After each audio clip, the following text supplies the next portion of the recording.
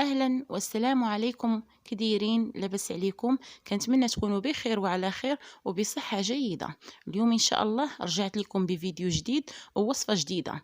اليوم ان شاء الله غادي نتقاسم معكم بيني كيجي اكثر من رائع ببيضه واحده واقتصادي، كيجي خفيف بزاف وكيجي زوين، وكنتمنى انكم تجربوه. وما نزيدش نطول عليكم، خليكم مع المقادير وطريقه التحضير.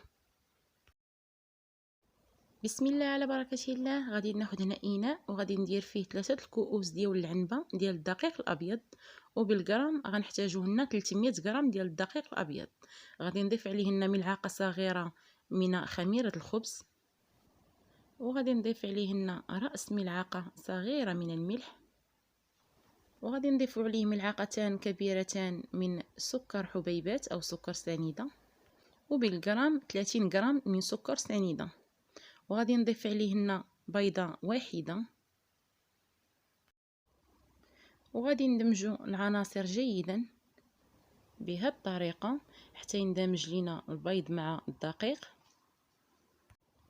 وغادي نضيف عليه هنا كاس ديال العنبة ديال الحليب اللي يكون دافئ، ما يعادل 150 مليلتر ديال الحليب، وندمجو العناصر جيدا حتى نحصلوا على عجين تكون لينه كيف كتلاحظوا في الصوره. وهنا غير 3 الكؤوس ديال الدقيق وكاس ديال الحليب غادي تخرج لنا كميه وفيره. وهنا من بعد ما جمعنا العجين غادي نغطوه هنا ببلاستيك او بلاستيك غذائي، وغادي نغطوه بمنديل، وغادي نخلوه ثلث ساعه حتى ترتاح لينا العجين، وغنتلاقاو ان شاء الله. وهنا من بعد ما مرت ثلث ساعه غادي ناخدو هنا العجين وغادي نضيفو عليها ملعقه كبيره من الزبده. وهنا الزبده ضروري خصها تكون بدرجه حراره المطبخ كيف كتلاحظوا في الصوره، باش هكا تندمج لينا دغيا مع العجين. وبالنسبه للكميه ديال الزبده بالغرام ما يعادل 30 غرام، وغادي ندخلوها بهذه الطريقه مزيان حتى تندمج لينا مع العجين. وهنا بالنسبه لقوام العجين غادي نحصلوا على عجينه تكون لينه رطبه. هنا غادي نغطوا العجين ببلاستيك غذائي او بلاستيكه، وغادي نغطوه بمنديل، وغادي نخلوه حتى يتضاعف الحجم ديالها ونطلاقاو. وهنا من بعد ما اختمرت لينا العجين وتضاعف الحجم ديالها غادي ناخذ الدقيق وغادي نرشوه في سطح العمل، وغادي ناخذ دلاك وغادي نبسط العجين بهذه الطريقه كيف كتشوفوا. ومن بعد ما سرحت العجين بحال ما هكا بهذا السمك، ما تكونش غليظه وما تكونش رقيقه. وهنا غادي ندوز نقطعها بزلافه. وبالنسبه للحجم كيبقى لكم نتوما الاختيار، ممكن تقطعوها بالكاس نتوما واللي بغيتو واللي متوفر عندكم في المنزل ديالكم. ممكن ديروا الدوائر بالكاس، يعني كيكون الحجم ديالهم شويه صغير، كيبقى لكم نتوما الاختيار.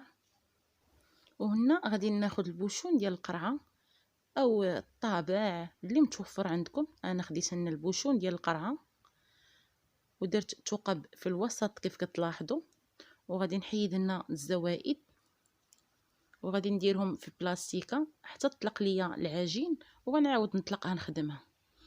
هنا خديت اللاطه وفرشتها بمنديل، والمنديل رشيته بالدقيق الابيض باش ما تلصقش لينا العجين. وهنا غادي ناخذ داك البقايا ديال العجين اللي بقات ليا وغادي نوضعها في بلاستيكه وغنخليها ترتاح واحد 2 دقائق تقريبا، وغنعاود نبسطها في سطح العمل. غنخدمها بنفس الطريقه باش خدمت العجين الاولى. وغادي ناخذ هنا البوشون وغادي ندير ثقب في الوسط، وغادي نستمر بهذه الطريقه حتى نكمل الكميه ديال العجين اللي بقات ليا.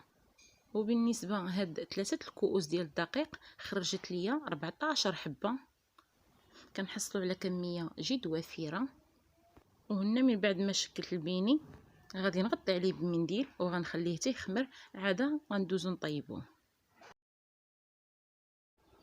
وهنا ملي خمر لينا بيني هنا غادي ندوزو نطيبوهم في حمام زيتي يكون ساخن، وكنوضعوه هنا بيني في النار اللي كتكون متوسطه لانهم هنا دغيا كيطيبوا في ساع كيطيبوا. وهنا كنشوفوهم ملي تحمروا لينا من الاسفل كياخذوا واحد اللون ذهبي، كنقلبوهم باش يتحمروا من الوجه الاخر.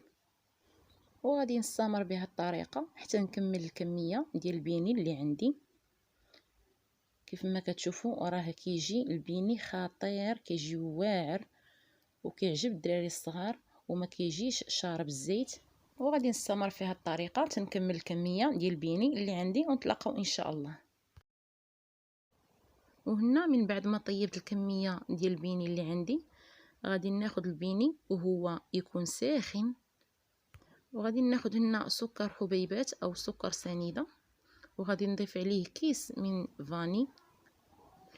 وبالنسبه للتزيين اللي بغى يزينو بالسكر حبيبات يزينو، ولا بغى يزينو بالشوكولات حتى هو كذلك ممكن.